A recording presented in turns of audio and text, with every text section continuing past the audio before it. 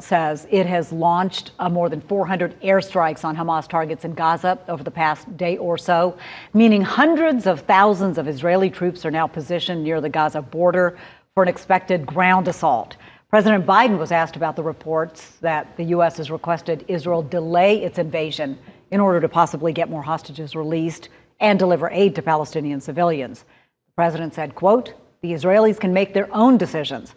More than 200 people are still being held hostage by Hamas. The Israel Defense Forces dropped leaflets in Gaza offering cash rewards to Palestinians who give information on their whereabouts. None of us can imagine the nightmare they're living, something no family should have to endure. Their loved ones must be released immediately, unconditionally. The Israeli military says it stopped an attempted assault by a group of Hamas underwater divers who tried to infiltrate Israel on a beach just north of Gaza. The IDF says the divers were attacked by air, naval, and ground forces.